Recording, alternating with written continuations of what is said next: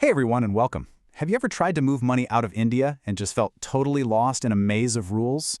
Yeah, you are definitely not alone. So in this explainer, we're going to untangle all that complexity and give you a super clear, simple path to follow. So, are you thinking about moving money out of India? Whether you're trying to send some cash to your family, maybe you just sold a property, or you're managing investments from abroad, you've absolutely come to the right place. We're going to get you the answers you need. You know, on one side, you've got this tangled web of regulations from FEMA and the RBI, and on the other, a straight, clear path. Our mission today is to turn all that confusion into a simple, actionable guide for you. Ready to dive in? Let's do it. Okay, before we get into the nitty-gritty of, limits and all that paperwork, there is one super important question we have to answer first. Under India's Foreign Exchange Management Act, or FEMA, it all begins with this. What is your official residential status? So at the very heart of FEMA is this concept of a person residence in India, or a PRI. And the rule is actually pretty simple. If you've been physically in India for more than 182 days during the last financial year, then boom, you're considered a PRI. It's really that straightforward. 182 days. Just burn that number into your brain. Seriously. It's the magic number that defines your status, and it pretty much shapes everything else we're about to talk about. It's the key that unlocks this whole puzzle. But hold on, there's a little twist. It's not just about how long you've been in or out of the country. It's also about why. See, if you've moved abroad for a job or for business, and you plan to be there for an indefinite period, you could be considered a non-resident. Even if you haven't hit that 182-day mark yet, your intention really matters here. And that brings us to the main character of our story today, the non-resident Indian, or NRI. FEMA's definition is simple, an Indian citizen who lives abroad. Now this is where things get really interesting, because being an NRI unlocks a whole different set of repatriation rules, and trust me, they are often way more favorable. All right, so now that we've figured out your status, let's talk about the money itself. Because the rules are completely different depending on whether you're sending, say, your regular income versus the cash you got from selling a big asset. This is a huge distinction, so let's break it down.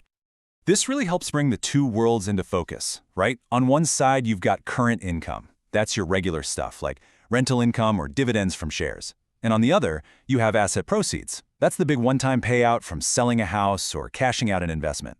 And you're about to see, the rules for these two could not be more different. Now this right here is a total game changer for NRIs. When it comes to your current income, as long as you've paid all the proper taxes on it, there is no limit on how much you can send abroad. That's right, it's unlimited. It is a massive advantage. And now for the main event. This is the rule that affects most NRIs and persons of Indian origin when they sell a major asset back in India. Get ready for it? It's the $1 million rule. $1 million US. That is the magic number. It's the maximum amount that you, as an NRI or PIO, can send overseas from the sale of assets within a single financial year, which, remember, runs from April 1st to March 31st. It's a really generous limit, but there are a few important details you've got to know. But, and this is a big but, there's a catch. This rule doesn't cover absolutely everything. If you're selling agricultural land, or a plantation property, or a farmhouse, the money from that sale can't be repatriated under this specific rule. So these are the key exceptions you need to be aware of. And just to make it more interesting, there's another little twist. If you originally bought a property using foreign funds through what's called an NRE or FCNR account, you can actually send back an amount equal to your original investment. For some big properties, this could even be more than that $1 million limit. Okay, so we've covered the rules, we've covered the limits. Now for the really practical part. How do you actually get this done? Let's walk through a simple 4-step checklist to make it happen smoothly. It really is a straightforward process. Step 1, pay your taxes. Super important. Step 2, get a special tax certificate from a chartered accountant. That's Form 15CB. Step 3, you file your own self-declaration online, which is Form 15CA. And finally, you take all that paperwork to your bank. That's it. So think of your bank as the final gatekeeper in this whole process. They're the ones who are going to check all your documents, make sure everything is in perfect order, and then they'll send your money on its way. They're the last step, but if you're prepared, you'll sail right through. You know, let's just put this all in perspective for a second. As an NRI, you can send out up to $1 million from selling assets. A resident Indian using the regular LRS scheme, just $250,000. This visual really drives home the huge advantage that NRIs have when it comes to moving their capital out of India. So we've given you the map, we've given you the key. The path to moving your money out of India should be a whole lot clearer now. But the real question is this.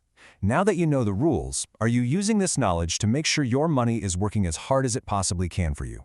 Are your assets structured for the best growth and flexibility? That, my friends, is the next chapter in your financial journey.